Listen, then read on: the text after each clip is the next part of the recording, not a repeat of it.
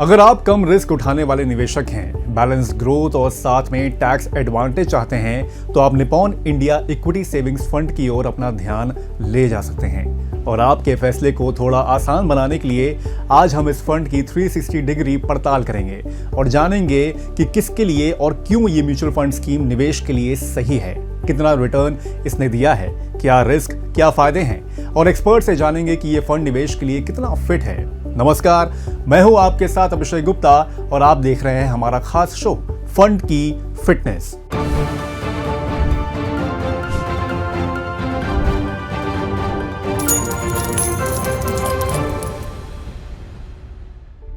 देश की चौथी सबसे बड़े एएमसी यानी कि asset management company Nippon India mutual fund का Nippon India equity saving fund एक हाइब्रिड म्यूचुअल फंड स्कीम है। 10 साल पहले यानी कि मई 2015 में ये स्कीम लॉन्च हुई थी। ये एक ओपन एंडेड स्कीम है, मतलब आप इस स्कीम में कभी भी इन्वेस्ट कर सकते हैं। इसमें कोई लॉक इन पीरियड नहीं है। फंड की कुल रकम 3 कैटेगरीज यानी कि इक्विटी, आर्बिट्राज और डेट में लगाई जाती है। इक्विटी यानी कि प्योर शेयर मार्केट, डेट मतलब गवर्नमेंट बॉन्ड्स, सिक्योरिटीज आदि, और आर्बिट्रेज मतलब अपॉर्चुनिटीज देकर ऐसे स्टॉक्स में निवेश होता है जिससे मार्केट में आए डाउनसाइड को प्रोटेक्ट किया जाए और अपसाइड को कैप्चर किया जाए। मतलब तीनों में एक्सपोजर लेकर स्टेबल रिटर्न देने की कोशिश रहती है। अब हालांकि इस फंड में डेट और आर्बिट्राज दोनों होते हैं, लेकिन टैक्स के लिए ये इक्विटी फंड जैसा ही ट्रीटमेंट देता है, जो आमतौर पर डेट फंड्स की तुलना में काफी फायदेमंद होता है। फंड के एसेट एलोकेशन को अगर देखें तो सबसे ज्यादा पोर्शन मतलब 52% से ज्यादा पोर्शन हिस्सा जो होता है वो आर्बिट्राज में होता है। इक्विटी में लगभग 24.12% और डेट में 23.74% का एलोकेशन होता है। इसमें भी अगर इक्विटी की बात करें तो सबसे ज्यादा फाइनेंशियल सेक्टर 44%, टेक में 13%, एनर्जी एंड यूटिलिटी में 12%, कंज्यूमर डिस्क्रिशनरी से जुड़े स्टॉक में 11% का एलोकेशन होता है। वहीं डेट में सबसे ज्यादा सॉवरेन 53% और फाइनेंशियल 41% से ज्यादा का फंड इसमें एलोकेट होता है। एमफी के 16 दिसंबर 2025 तक के डेटा के अनुसार overall equity savings fund category में कुल 19 स्कीम्स हैं। इनमें Nippon India equity savings fund में 16 सितंबर तक इसका कुल AUM 827 करोड़ रुपए है, जो निवेशकों का भरोसा दिखाता है। 16 सितंबर 2025 को फंड की NAV 17 रुपए 75 पैसे थी। शुरुआत से अब तक इस स्कीम का सालाना औसत रिटर्न की अगर बात करें तो इसने 5.73% का एनुअलाइज रिटर्न दिया है। पिछले 5 साल में 10.50 और 3 साल में 9.940 का एनुअलाइज रिटर्न इसने दिया है। वहीं अगर पीयर कंपैरिजन करें यानी कि इसके कॉम्पिटिटर स्कीम्स पर हम लोग नजर डालें तो सुंदरम इक्विटी सेविंग्स फंड ने 14.66%, HSBC इक्विटी सेविंग फंड ने 14.61%, HDFC इक्विटी सेविंग्स फंड ने 13.31%, महिंद्रा मैन्युलाइफ इक्विटी सेविंग फंड ने 13.23%, मेरे एसेट इक्विटी फंड ने 13.21% का सालाना रिटर्न यहां पर दिया है। उसके साथ ये टॉप परफॉर्मर रहे हैं। इस पीयर कंपैरिजन के साथ साथ कई और सवालों पर हमारी बातचीत हुई निप्पॉन इंडिया म्यूचुअल फंड के हेड प्रोडक्ट्स राजेश जयरमन से। देखिए उनका क्या कहना है।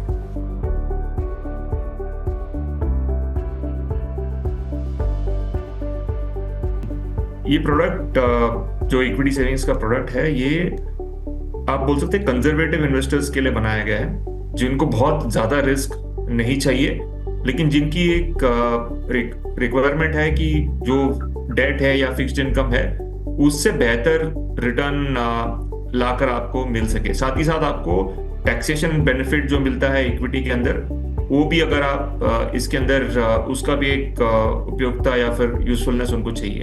तो ये प्रोडक्ट की बनावट भी वैसी बनी है जिस तरह से आपके रिस्क को कम रखे और आपको एक टैक्स एफिशिएंट रिटर्न बना के दे इन्वेस्टर को। तो आप इसको जब इवेलुएट करेंगे, इसको आप बोल सकते हो कि ऐसे इन्वेस्टर जो 1-2 साल का टाइम फ्रेम है, जिनको डेट या फिक्स्ड इनकम जैसे इंस्ट्रूमेंट से थोड़ी बेहतर टैक्स एडजस्टेड रिटर्न की उम्मीद है या रिक्वायरमेंट है, उनके लिए काफी आइडियल प्रोडक्ट है।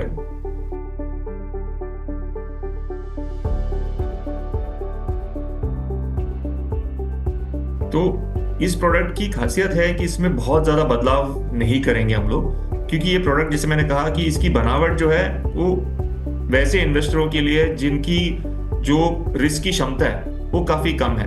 तो वो चाहते हैं कि उनको एक तरीके से एक स्टेडी पोर्टफोलियो की जरूरत है, जो मार्केट के हर सिचुएशन में, चाहे इक्विटी हो, चाहे फिक्स्ड इनकम हो या डेट हो, ऐसे सिचुएशन में भी वो उस सिचुएशन में भी उनकी जो उम्मीद है उसके आसपास वो फंड उनको रिटर्न बना के दे। तो ऐसे जो प्रोडक्ट की बनावट है, इसके अंदर हमने क्या कोशिश की है कि ये टैक्सेशन तो इक्विटी का देता है, लेकिन जो टैक्स रिक्वायरमेंट है कि आपको कम से कम 65%, 65% से ऊपर आपको इक्विटी में रखना पड़ेगा। तो उतना अगर आप इक्विटी में करोगे तो वॉलेटिलिटी या फिर रिस्क एलिमेंट बढ़ जाता है। तो हम क्या करते हैं, इसमें आर्बिट्राज या फिर हेजिंग करते हैं। एंड जो नेट इक्विटी है या ओपन इक्विटी, जिसको हम अनहेज बोलते हैं, जहां पे आप उसको हेज नहीं करते हो, वैसे जो कंपोनेंट है इक्विटी का वो केवल 25% के आसपास रखते हैं हम लोग। बाकी जो 40-45% जो है पोर्टफोलियो की, वो हेज्ड होती है। तो उस तरह की एक बनावट हमने इस पोर्टफोलियो का एक रूप दिया है, जिसके कारण आपकी जो रिटर्न या रिस्क रिटर्न जो पोटेंशियल है, वो आप डेट फंड्स की मात्रा में रिटर्न पोटेंशियल आप बेहतर कर सकते हो इसके अंदर। इक्विटी की मात्रा में आपकी रिस्क पोटेंशियली कम हो सकती है।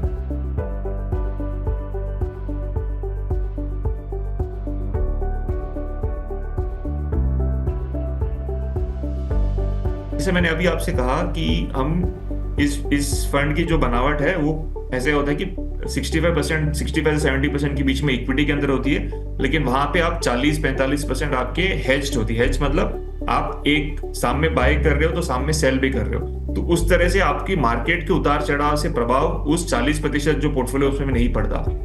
बात रही जो 30-35% का जो पोर्टफोलियो है, वो होती है फिक्स्ड इनकम के अंदर या डेट इंस्ट्रूमेंट्स के अंदर, जहां पे भी इक्विटी मार्केट्स का कोई डायरेक्ट प्रभाव नहीं होता है। तो ये दोनों चीज मार्केट के उतार चढ़ाव से बचे हुए रहते हैं। केवल एक 25%, 20 से 25% जो पोर्टफोलियो आपके अनहेज इक्विटी है, जिसके अंदर कोई हेजिंग नहीं है, जिसमें आप केवल लॉन्ग इक्विटी खरीदते हो, ऐसे जो पोर्टफोलियो है उसमें मार्केट के उतार चढ़ाव का प्रभाव आपको दिख सकता है। इस जोखिम को भी कम करने की एक कोशिश की गई है, क्योंकि इस पोर्टफोलियो को जब हम रन करते हैं उसमें लार्ज कैप की मात्रा काफी अधिक रहती है।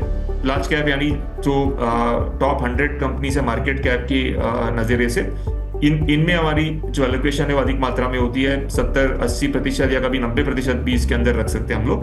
तो उसके कारण मार्केट के उतार चढ़ाव में भी थोड़ी बेहतर करने की क्षमता है। हर समय नहीं होगा, लेकिन क्षमता है पोर्टफोलियो के अंदर। तो आप बोल सकते हो कि अधिक मात्रा में जो पोर्टफोलियो है वो काफी बचा हुआ रहेगा मार्केट के उतार चढ़ाव से, इक्विटी मार्केट के उतार चढ़ाव से। 20-25% के आसपास जो इक्विटी कंपोनेंट, जिसको हम ओपन इक्विटी बोलते हैं, वहां पे थोड़ा बहुत आपको मार्केट के उतार चढ़ाव के प्रभाव दिखेंगे आप।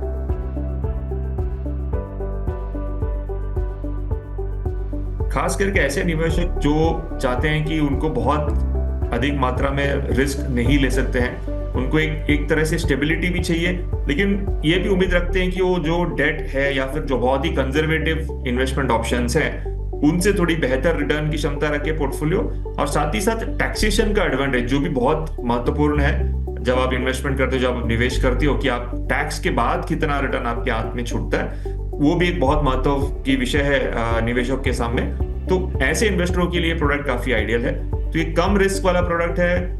रिटर्न पोटेंशियल, जैसे मैंने कहा कि एकदम शॉर्टर एंड या एकदम कम समय के लिए जैसे आप पार करते हो, 1 साल 2 साल के लिए, जहां पे भी आप इन्वेस्ट करते हो इक्विटी छोड़कर जो दूसरे एसेट क्लासेस है, उनकी तुलना में रिटर्न्स उसके समान होंगे रिटर्न्स, लेकिन टैक्सेशन के बाद ये आपको बेहतर रिटर्न की क्षमता रखता है ऐसे पोर्टफोलियो में।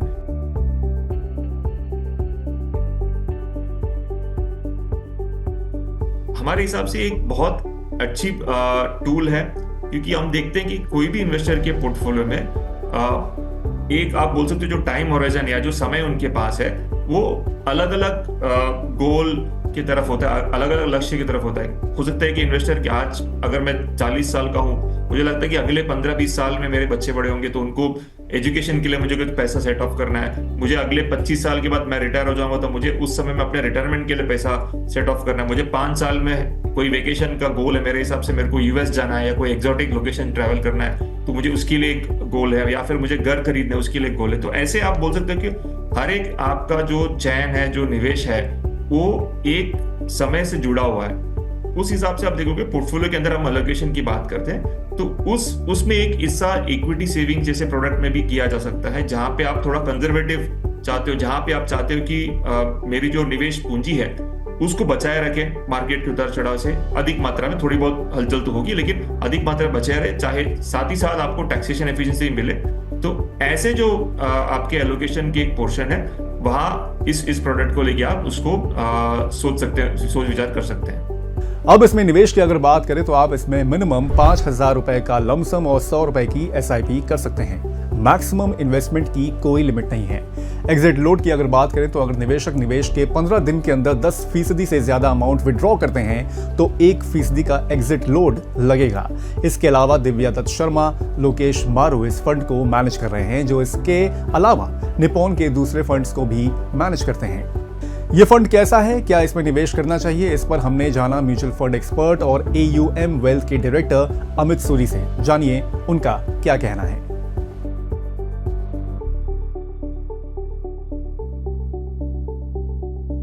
देखिए, equity saving fund as a category जो फंड है, मैं आपको पहले कैटेगरी समझाता हूँ, इस कैटेगरी का फायदा क्या है, फिर उसके हिसाब से अपने आप हम पकड़ेंगे कि इसके लिए सही है ये फंड। इक्विटी सेविंग फंड एक तरह से हाइब्रिड फंड है, जिसके अंदर इक्विटी, डेट और आर्बिट्रेज, ये प्राइमरीली ये 3 तरह की चीजें उसमें डाली जाती हैं। अब इक्विटी का जो पोर्शन होता है अमूमन 20 से लेके 40% तक का अमूमन ये प्रोपोर्शन इक्विटी का रहता है। बाकी का जो पोर्शन होता है वो आर्बिट्रेज और डेट के अंदर पूरा किया जाता है। अब अमूमन जो 90% जो इक्विटी सेविंग फंड है वो इक्विटी की टैक्सेशन देते हैं। अब क्योंकि उनको इक्विटी की टैक्सेशन देनी होती है, तो आर्बिट्रेज और इक्विटी का पोर्शन जोड़ के 65% का उस पोर्टफोलियो में होना चाहिए, जिससे कि उसको टैक्स का एडवांटेज मिले इक्विटी का। तो सबसे पहले तो ये है, और इसके अंदर इक्विटी जो है जैसे मैंने बोला 20 से 40% है। तो अब इनका ये फंड है किनके लिए अच्छे?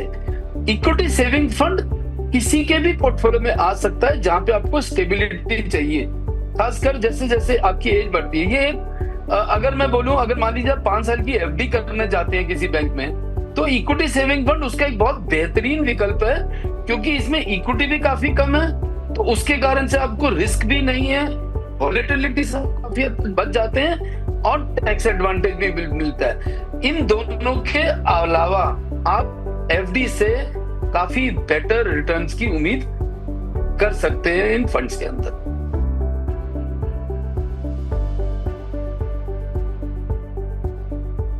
हाँ, तो कम से कम ये फंड जो है 3 साल से कम के लिए निवेश इसमें करना बिल्कुल भी ठीक नहीं रहेगा, क्योंकि 20% से 40% का इक्विटी है, तो शॉर्ट टर्म में वो कभी नुकसानदेह हो सकता है।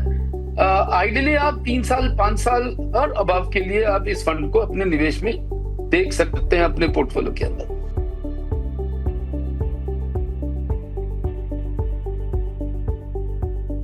देखिए, Nippon as a fund house अगर हम बात करें सबसे पहले, बिकॉज इंपॉर्टेंट है कि पेडिग्री क्या है, उसका बैकग्राउंड क्या है। तो Nippon as a fund house अगर हम बात करें, एक बहुत ही एस्टेब्लिश फंड हाउस है, जापान की कंपनी है निपॉन।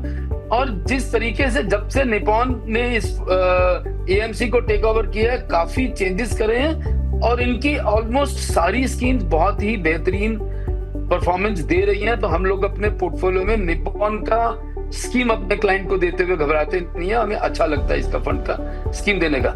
इक्विटी सेविंग फंड जो निपॉन का है वो भी बहुत अच्छा है। इसमें टॉप होल्डिंग जो है आपकी HDFC बैंक, ICICI बैंक, अच्छे नाम इन्होंने पोर्टफोलियो में डाला हुआ है और रिटर्न भी पीयर्स के कंपैरिजन में इन्होंने अच्छी रिटर्न्स देते आए हैं और हमें उम्मीद है आगे और अच्छी रिटर्न दे पाएगा ये फंड, क्योंकि एक अच्छा पोर्टफोलियो मैनेज करते हैं।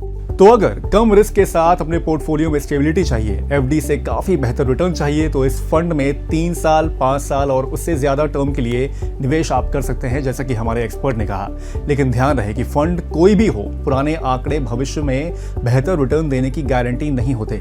अगर आप निवेश की राय बना रहे हैं तो पहले अपने वित्तीय सलाहकार की राय जरूर लें। तो ये खास शो फंड की फिटनेस आपको कैसा लगा, हमें कमेंट करके जरूर बताएं। बाकी हम और ऐसे म्यूचुअल फंड स्कीम लाएंगे। आपके अगर कोई सुझाव हो, कोई म्यूचुअल फंड आप चाह रहे हैं जिसे हम रिव्यू करें, तो हमें कमेंट करके जरूर बताएं। हम कोशिश करेंगे उसे अपने शो में शामिल करने के लिए। तब तक के लिए मुझे दीजिए इजाजत। नमस्कार।